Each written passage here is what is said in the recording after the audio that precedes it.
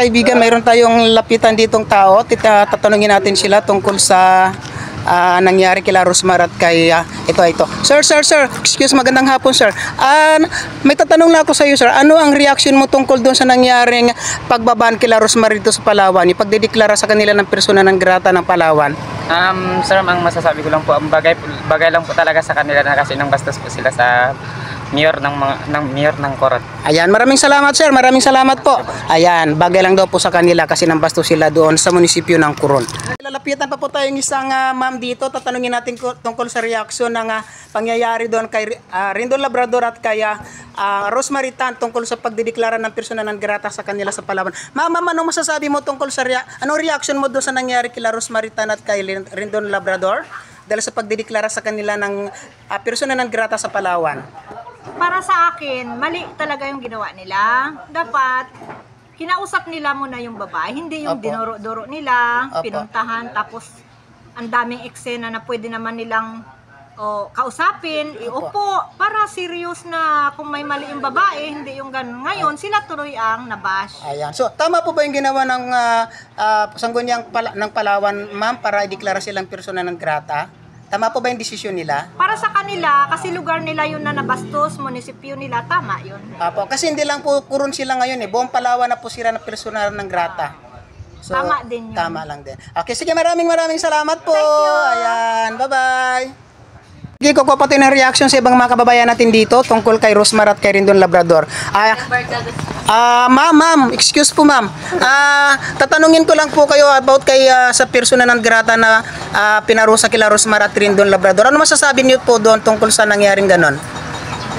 Para sa akin siguro, dahil sa yun na rin yung i-declare sa kanila, deserve nila yun. So deserve nila na parusahan sila ng persona non grata? Yes. Palagay mo ba tama yung desisyon ng provincial government na i-deklara silang persona non grata sa Palawan?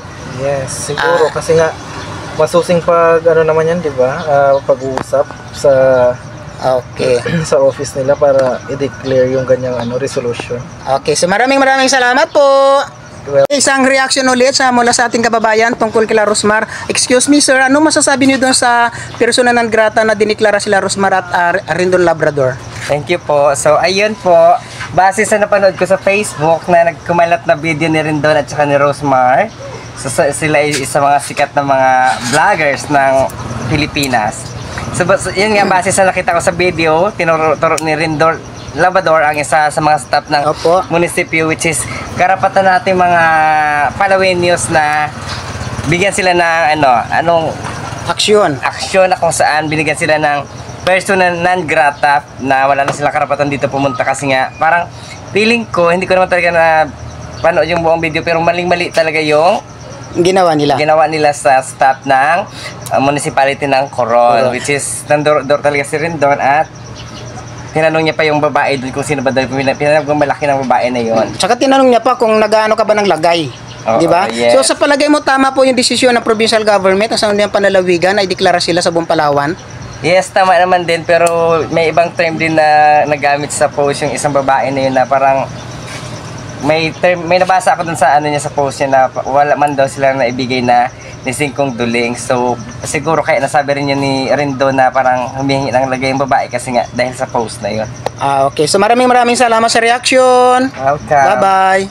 Okay, so ayan, mayroon pa po tayong isang kababayan na lalapitan dito. Tingnan natin ang reaction tungkol kila Rosmar. Ma'am, excuse me, magandang hapon po. Pagkatanong lang po ako ma'am kung anong reaction ninyo tungkol doon sa pagdedeklara ng persona non grata kay Rosmar at kay Rendon Labrador dito sa Palawan. Ano pong reaction niyo doon ma'am? Ano po, siguro hindi naman po magbibigay yung government po ng ganong desisyon kung wala po silang nasaktan na tao. So, kaya siguro sila nagbaba ng ganong desisyon. Okay. Siguro may nasaktan talaga sila.